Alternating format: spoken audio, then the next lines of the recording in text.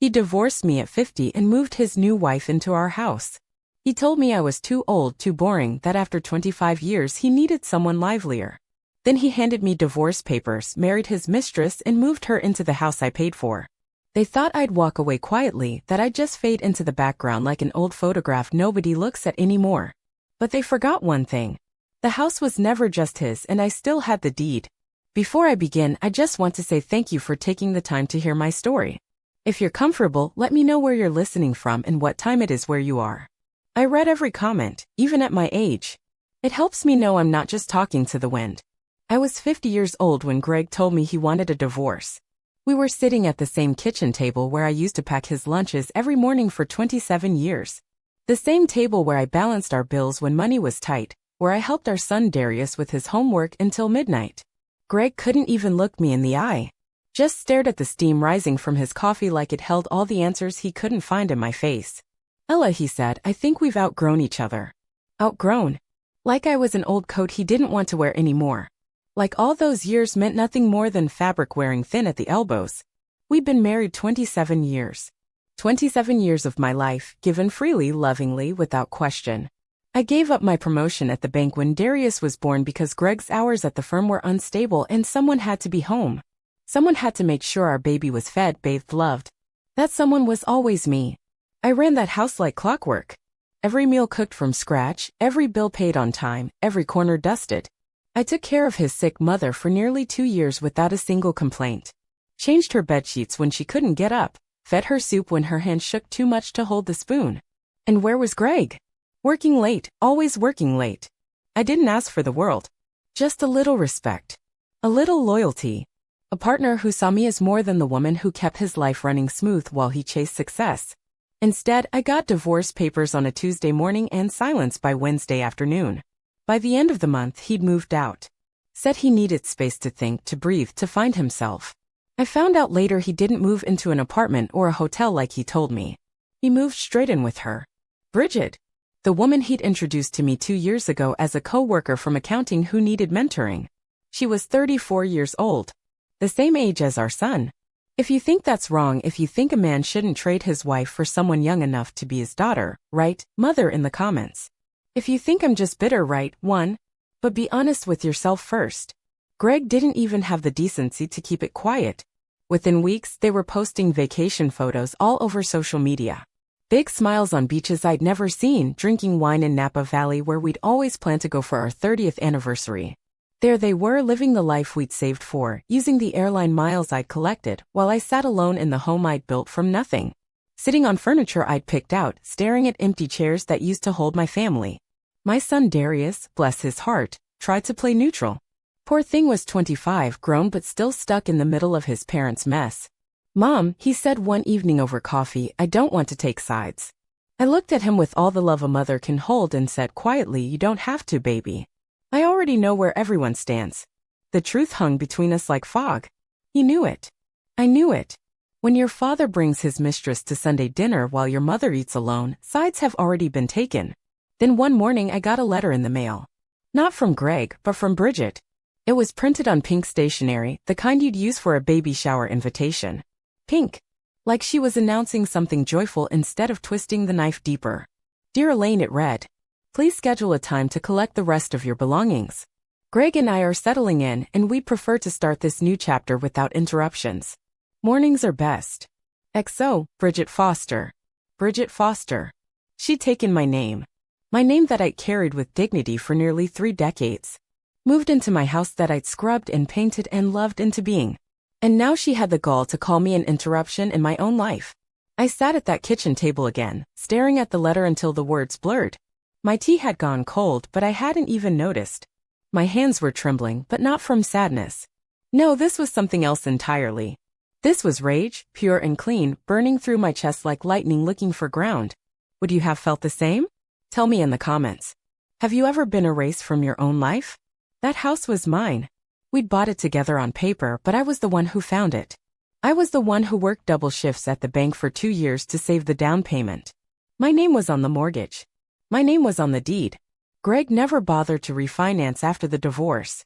Said it was too much hassle, too much paperwork. Well, that hassle was about to become his problem. I picked up the phone and called my oldest friend, Monica. We'd known each other since high school and she'd become a lawyer, a good one. When I explained the situation, she got quiet. That kind of quiet that comes before a storm. Elaine, she said slowly, like she was unwrapping a gift. Do you still have your name on the deed? Yes, I said. He never changed it. And he never bought you out of your half? No. Honey, she said, and I could hear the smile in her voice. You still legally own half that house. I blinked hard. What does that mean? It means you don't have to ask for anything. You don't have to beg or plead or schedule visits like some stranger. You can file what's called a partition action.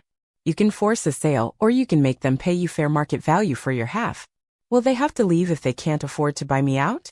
Yes, Monica said simply. They will. I stared out the window at the roses I planted last spring. They were blooming again, red as blood, like nothing in my world had changed. But everything had changed. Everything. Do it, I said. If you think I was right to fight back, hit that like button right now. If you think I should have walked away quietly, well, keep listening. You might change your mind. Greg called me 2 days later, voice all puffed up with pride and fake concern. Ella, did you really hire a lawyer? Yes. Why? What's the point of making this harder than it has to be? You already made it hard, I said calmly. I'm just returning the favor. He tried his usual tactics. Guilt. Manipulation. Told me I was bitter, that I needed to move on, that Bridget didn't feel comfortable with me hanging around. Like I was some stray dog begging for scraps instead of a woman claiming what was rightfully mine. I didn't raise my voice. Didn't give him the satisfaction.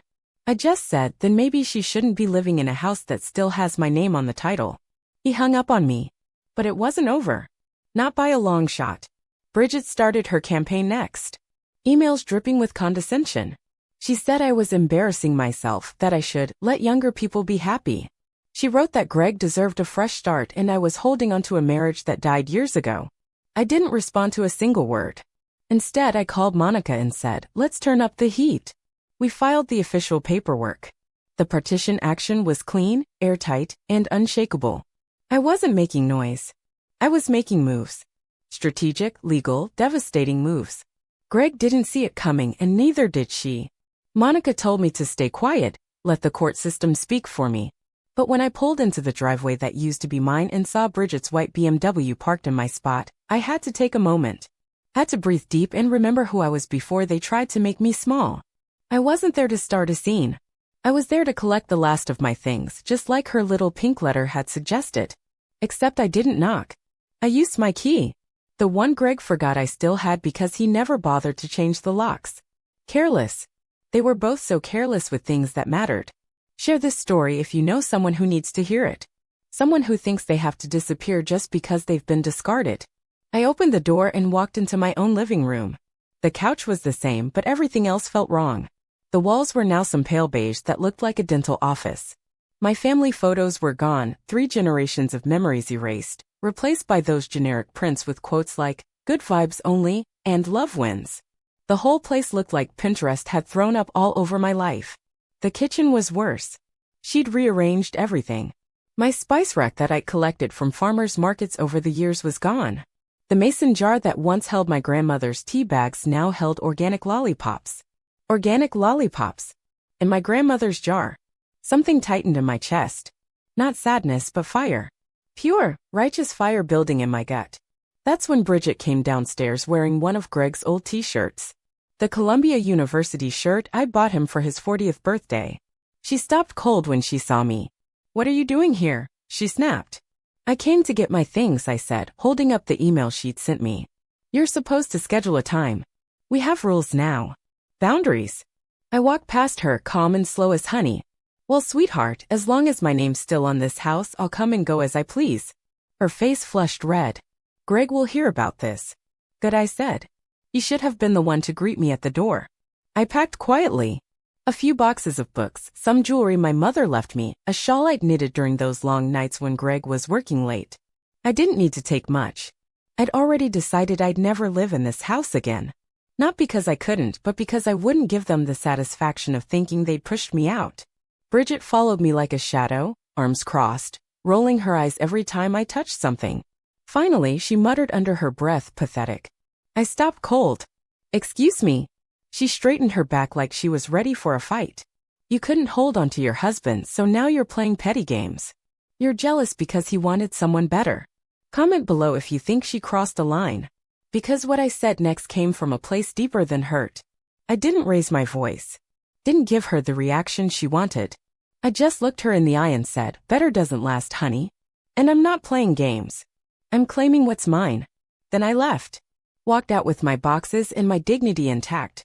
That night, Monica called to say the paperwork had gone through. The court had accepted the partition action. Greg and Bridget would be officially notified the next morning. Do you want to deliver it yourself? She asked. No, I said. Let the system do what I couldn't. Let it slap them with the truth. The next day, Greg called me 4 times. I didn't pick up once. He left one voicemail, voice shaking with anger. Ella, what are you doing? This is insane. You're forcing us to sell the house? After everything I've done for you. I laughed out loud in my empty kitchen. Everything he'd done for me? I was the one who sacrificed promotions to raise our son. I was the one who stayed through his layoffs, who cooked every meal, who paid half the bills even when he said I didn't need to work. I didn't walk out. He did. He tried calling again the next day, so I kept ignoring him. On the 3rd day, I finally picked up. Elaine, we need to talk. So talk. Why are you doing this? You mean why am I claiming my legal share of a house I own? You know we can't afford to buy you out right now. Then maybe you should have thought about that before you moved her in. His tone changed then, got soft like the man I once knew. Elaine, you don't need this kind of stress. You're not that kind of person. No, I said quietly. I wasn't. But you made me this kind of person when you decided I was disposable. I hung up. Like and subscribe if you understand that sometimes the quiet ones are the most dangerous when pushed too far.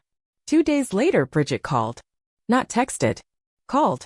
She was crying, voice all wobbly and young. You're ruining us, she sniffled. You're humiliating us. Please, Elaine, be a woman about this. I paused, let her words hang in the air like smoke.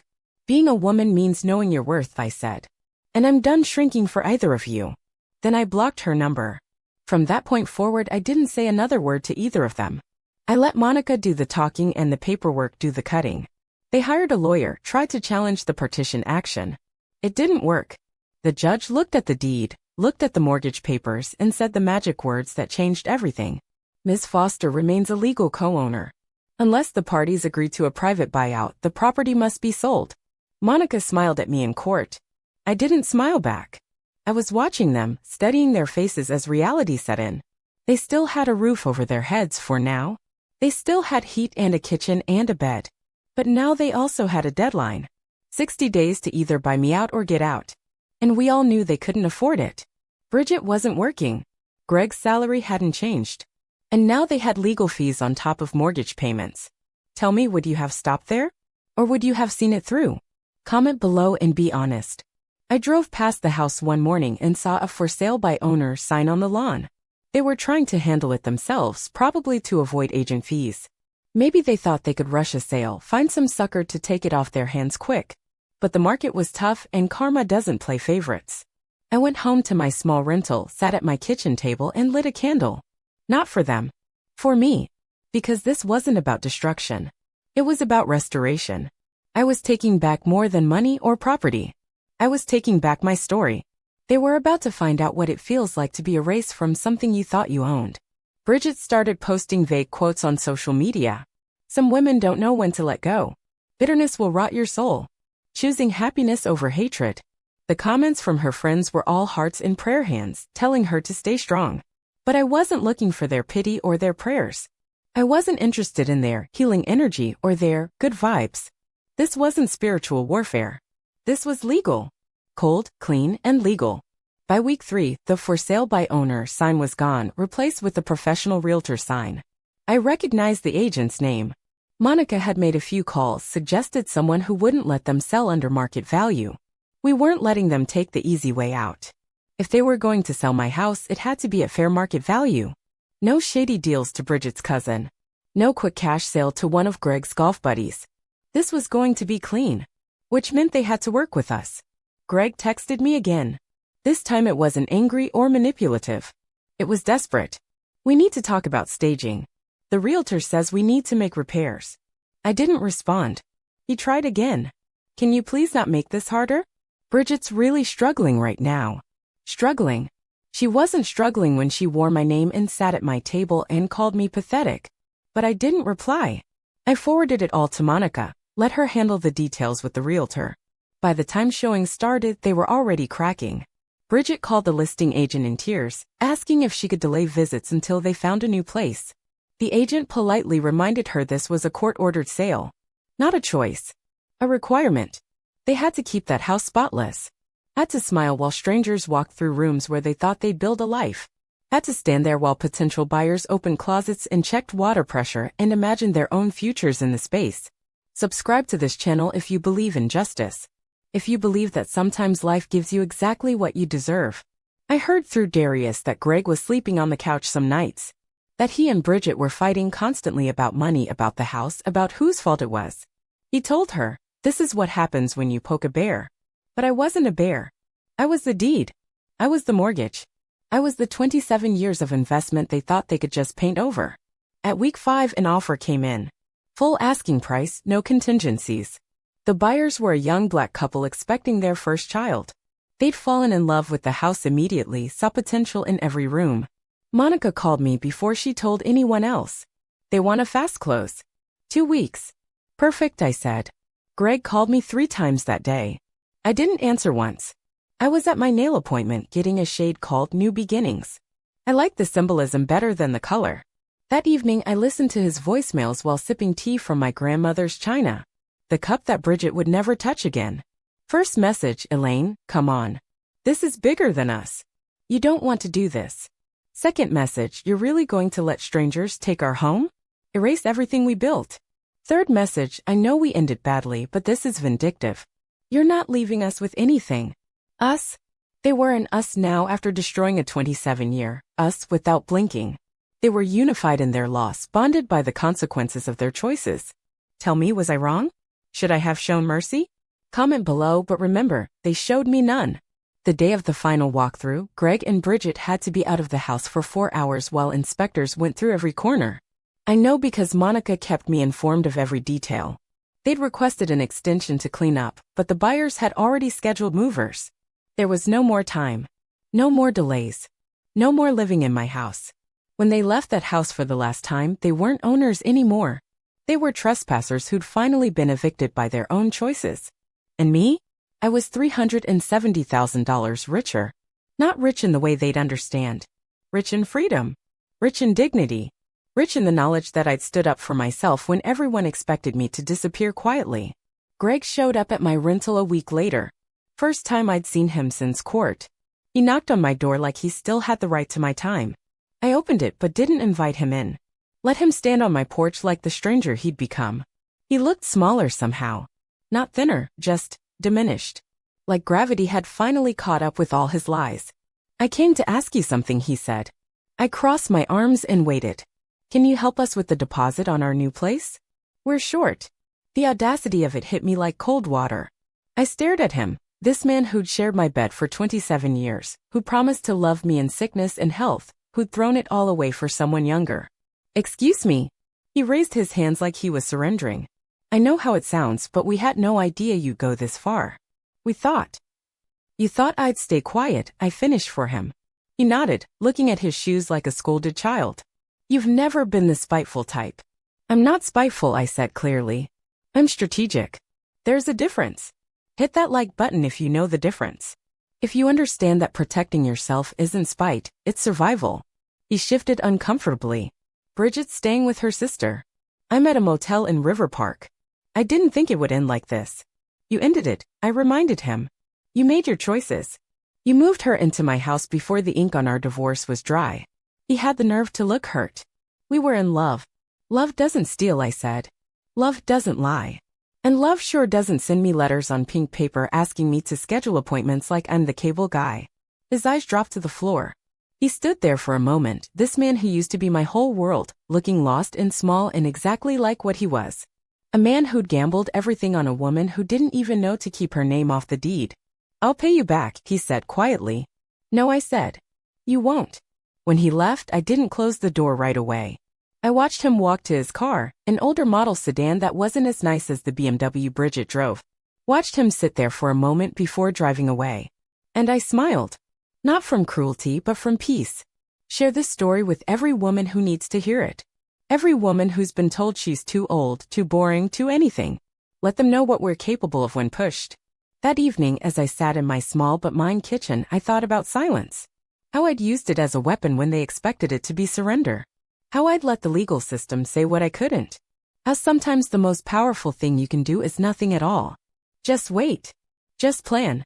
Just know your worth and refuse to accept anything less. A week after the sale closed, I drove past the house one last time. The new owners had already moved in.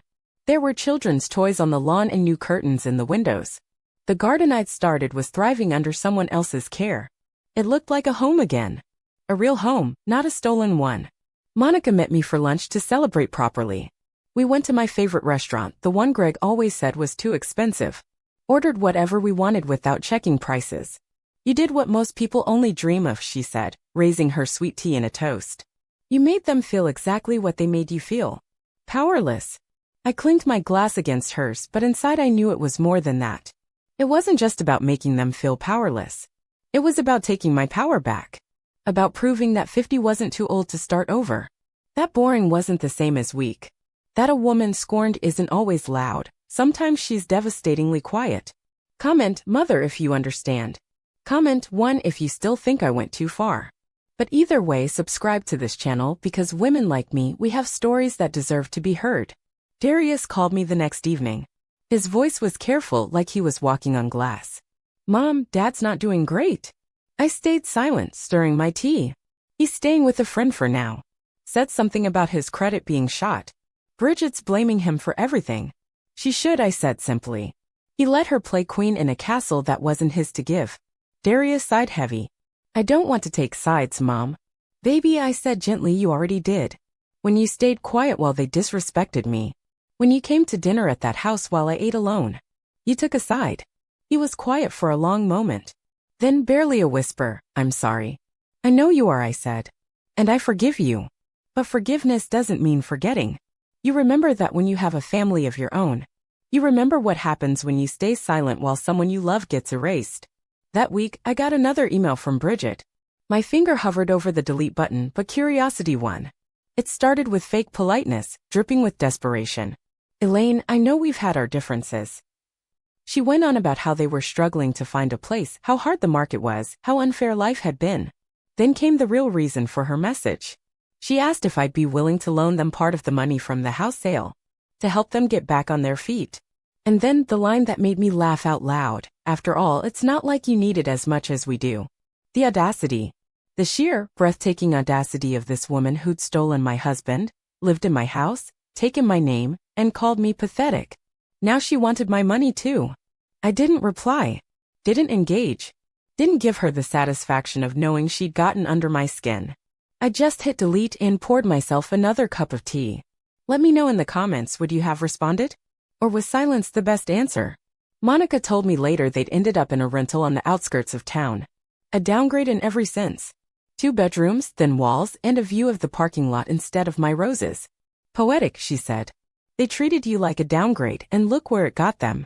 I spent the next few weeks finding my new rhythm. Got a part-time job at the library, something to keep my mind active and my days structured. The work was quiet, respectful, surrounded by stories. It felt fitting, being among all those books about women who'd survived worse and come out stronger. My new place was small but perfect. 1 bedroom, a sunny kitchen, and a little patio where I could grow new roses. No shared deed. No waiting for someone else's approval. No second toothbrush in the bathroom that wasn't mine. Just space that belonged entirely to me. One afternoon at the library, a woman recognized me from church. She'd heard what happened through the grapevine that never stops growing in small towns. Ella, she said quietly, I heard about everything. I just want to say you handled that with such grace. I thanked her, but she leaned in closer and added, and power. The kind of power they never saw coming. That word stayed with me. Power. I'd never thought of myself as powerful before. I was just Greg's wife, Darius's mother, the woman who kept everything running smoothly in the background. But maybe that's where real power lives. In the quiet spaces. In the knowledge that you can destroy someone with paperwork instead of anger. In the ability to wait for exactly the right moment to strike. Subscribe and hit the notification bell if you want to hear more stories about women who found their power in unexpected places. I saw Greg one more time, purely by accident. I was picking up groceries when I noticed him sitting on a bench outside the pharmacy. At first I didn't recognize him. His hair was unkempt, his shirt wrinkled, his whole presence somehow deflated. When he saw me, he stood quickly, like a kid caught somewhere he shouldn't be. "Elaine." "Hey." I nodded but kept walking. He followed me to my car. "I'm not trying to fight," he said quickly. "I just wanted to talk." I paused with my hand on the car door. "Talk about what, Greg?" He shifted on his feet, looking everywhere but at me. I didn't think you had it in you." I raised an eyebrow. "Had what in me?" "The court stuff. The house. Everything. I thought." "You thought I was too weak to fight back." He rubbed his face with both hands. "No. I thought you'd be too tired." And there it was. The truth he'd probably never meant to say out loud. He'd counted on me being too exhausted by 27 years of carrying everyone else to carry myself. Too tired from making his life easy to make mine matter. "Well," I said softly, opening my car door, "I guess you miscalculated." He laughed, but it was bitter and sad. "Bridget left." I blinked. "Already?" She said I embarrassed her. Said she gave up everything for a man who couldn't even keep a roof over her head. "And was she wrong?" I asked. He didn't answer. Just stood there looking like a man who'd bet everything on the wrong horse and lost it all. "Good luck, Greg," I said, and meant it. Not because I forgave him, but because holding on to hatred would only poison me. He'd already poisoned himself. As I drove away, I saw him in my rearview mirror, still standing in that parking lot. A man with nowhere to go and no one to blame but himself. Tell me, do you think he got what he deserved? Or should I have shown more mercy? Be honest in the comments. That evening, I pulled out all the paperwork from the house sale. The deed transfer, the settlement statement, every legal document that proved I'd won. But the paper that meant the most was a small note Monica had written and tucked into the folder. "You didn't just cash out. You cashed in on your worth." I kept that note in my kitchen drawer right next to my grandmother's recipe cards. Both reminders of women who knew their value and refused to shrink for anyone. The money from the sale sat in my account, but I wasn't in a rush to spend it. First, I wanted to feel it. The weight of justice. The interest accumulating like overdue karma. Every penny a reminder that I'd stood up when they expected me to lie down. Like this video if you understand that sometimes winning isn't about revenge. It's about remembering who you are. About 2 months after that pharmacy encounter, another letter arrived. No return address, but I recognized Bridget's handwriting immediately. Same dramatic loops, but shakier now. Desperate. Inside was 2 pages of what I can only call a tantrum on paper. She blamed me for ruining 2 lives. Said I'd destroyed their future out of jealousy. That I was a bitter old woman who couldn't accept being replaced. At the bottom, she'd written, "Hope it was worth it." I folded the letter carefully and used it as a coaster for my tea. Because yes, it was worth it. Every legal filing. Every court date. Every night I spent alone while they played house in my home. All of it was worth the moment they realized I wasn't the weak link they'd thought I was. The next week, Darius invited me to dinner. He'd been trying harder lately, calling more, checking in. The guilt was wearing on him, and I could see it in the way his eyes wouldn't quite meet mine. We met at a small restaurant by the marina. He looked older somehow, like the past year had aged him in ways that had nothing to do with time. "Mom," he said after we ordered, "I want to say something." I waited, sipping my water. "Thank you," he said. "For not letting him get away with it." "With what?" I asked, though I knew. "With erasing you. With acting like you didn't matter. You didn't just lose a husband in that divorce. You lost your whole life, and then you turned around and took it back. I didn't know how to stop him, but you did." My eyes burned, but I didn't cry. I'd shed enough tears for that man. "I didn't do it to punish him," I said. "I did it so I could breathe again. So the next woman in my position knows she doesn't have to disappear just because someone decided she's disposable." He reached across the table and held my hand. "I have a guest room. You could stay with me, save money while you look for something permanent. Something bigger. Better." I smiled and squeezed his hand. "Baby, I already have something better. I have peace. Share this story with your mother. Your grandmother. Your sister. Any woman who's ever been told she's too much or not enough." Monica signed me up to speak at a women's seminar without asking. Typical Monica, always pushing me out of my comfort zone. "Just tell them your story," she said. You'd be surprised how many women need to hear it. I didn't want to at first. I wasn't some polished speaker. I was just a woman who'd survived the worst kind of betrayal and came out whole on the other side. But when I walked into that community center and saw the room full of women, tired eyes, forced smiles, shoulders carrying invisible weight, I saw myself. Not the woman I was now, but the woman I'd been. The one who thought staying quiet meant being strong. The one who believed sacrifice was the same as love. So I stood up and told them everything. Not just the facts but the feelings. The nights I ate dinner alone in a house full of ghosts. The way people looked at me with pity like I was something broken that couldn't be fixed. The morning I realized silence could be a weapon if you aimed it right. I told them about the deed. The lawyer. The way Greg's face looked when he realized I wasn't bluffing. The way Bridget's voice shook when she called me crying. But mostly I told them about power. How it doesn't always look like shouting or fighting. Sometimes it looks like paperwork. Sometimes it looks like patience. Sometimes it looks like a woman who refuses to shrink just because someone else needs more space. When I finished, the room was quiet. Then one woman started clapping. Then another. Soon they were all on their feet, some crying, some cheering, all understanding. One woman hugged me afterward, tears streaming down her face. You reminded me it's not too late, she whispered. I'm 55 and thought I missed my chance to fight back. It's never too late, I told her. Never. Comment below if you agree. If you believe every woman deserves her moment of reckoning, no matter how long it takes. That night, I went home and pulled out a fresh journal. Not the tear-stained one from my marriage, full of promises to try harder, be better, need less. This one was clean, untouched, waiting. On the first page I wrote, "This is not a second chapter. This is a whole new book." And it was. Every page mine to fill however I wanted. The next morning, Monica called with an update. The couple who'd bought the house had fully settled in. They'd painted the nursery soft yellow, planted a vegetable garden where my roses used to grow, and hung a swing from the old oak tree in the backyard. They said it finally feels like a real home, Monica told me. That made me smile wider than any revenge could. Because that house deserved love. Real love. Not the kind built on someone else's ruins. As for Greg, I heard through the grapevine that he was renting a room in someone's basement. Paying week to week, sharing a bathroom with strangers.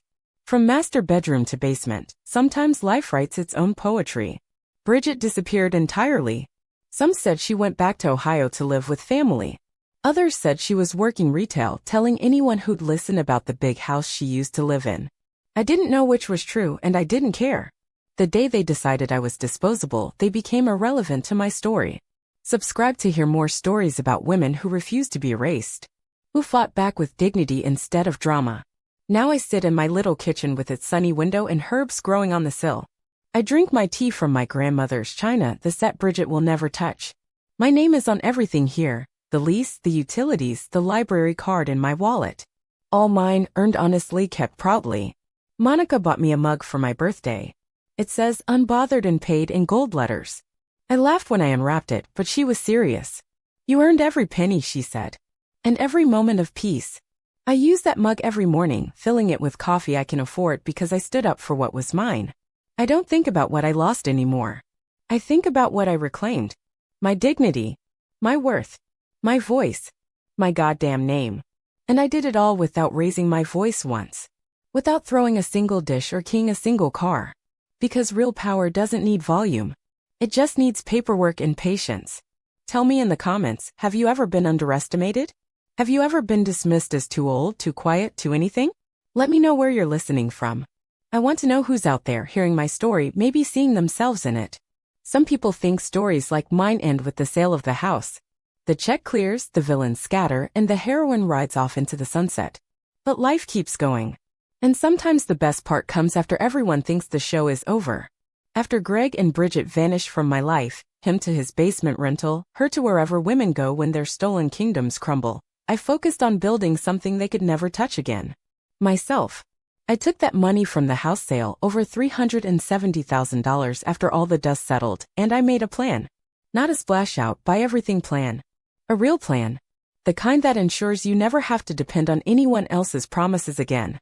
I met with a financial advisor Monica recommended. A sharp black woman with natural hair and eyes that missed nothing. She looked at my papers, asked smart questions, and said something I'll never forget. Let's make sure this money outlives the pain that earned it. Yes. That's exactly what I wanted. I invested most of it.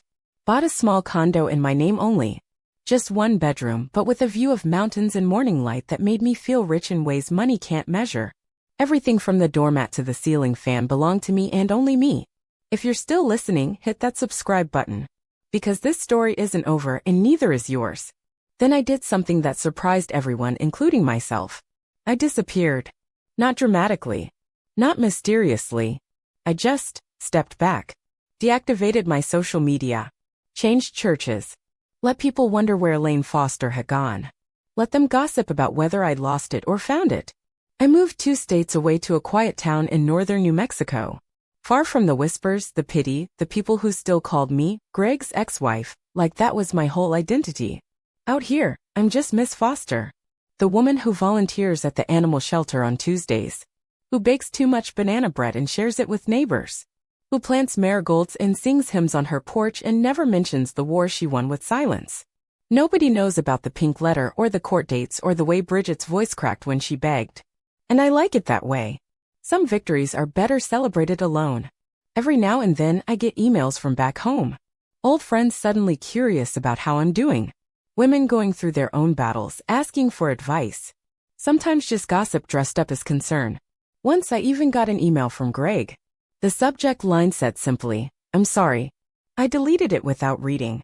Because sometimes silence is the final word, and I'd already said everything that needed saying. Like this video, if you understand that real closure doesn't come from apologies.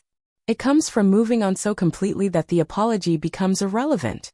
But I didn't stop with just saving myself. One afternoon, sitting on my patio with the New Mexico sun warming my face, I realized I had more to give. Not forgiveness, that was spent. But something better. Hope. So I took $50,000 from the settlement and donated it to a women's legal fund. Anonymous. No plaque with my name. No announcement. Just a wire transfer and a note. For the women who don't yet know they're allowed to fight back. The director wrote in their newsletter that the donation helped 3 women escape abusive marriages and 2 more file the lawsuits that changed their lives. She called it transformational. I called it necessary. Because that's what real legacy looks like. Not just surviving the storm, but building shelters for the women still standing in the rain. Share this story with someone who needs to hear it. Someone who thinks they have to accept less than they deserve. I still write sometimes. Not sad letters to myself like I used to, but the whole story. Every detail from the pink stationery to the sound of Greg's voice when he asked for deposit money. I write it not for them, not for revenge, but for me. To remember who I was when I walked through fire and came out gold. You see, Greg didn't just lose a wife when he chose Bridget. He lost access to my loyalty, my softness, my ability to make his life easy while mine fell apart. He lost the woman who would have stood by him through anything, who did stand by him through everything, until he decided I was nothing. Bridget didn't just lose a house when I filed those papers. She lost the illusion that you can build happiness on someone else's foundation. That you can steal a life and not pay the price. That a woman my age would just fade away quietly because it's easier than fighting. They both learned what happens when you mistake quiet for weak. When you assume the woman washing dishes is too tired to read legal documents. When you think 50 means finished instead of just getting started. Comment, Mother, below if this story moved you. Comment, Justice, if you think I did right. But whatever you comment, remember this. You are never too old, too tired, or too anything to demand what's yours. My name is Elaine Foster. I was married for 27 years to a man who traded me for a younger model. They moved her into my house, sent me pink letters, called me pathetic. They thought I'd disappear like women my age are supposed to. Instead, I got a lawyer. I got my money. I got my life back. And now I sleep in a bed I bought myself, in a home nobody can take, in a town where I'm not anyone's ex-anything. I'm just Elaine. Unbothered and paid. Whole and healing. Free. That's not revenge. That's resurrection. And if I can do it after 27 years of being small, so can you. So can anyone who's been told they don't matter anymore. We matter. We've always mattered. We just sometimes need to remind people with paperwork, with patience, and with the kind of power that comes from knowing exactly what we're worth.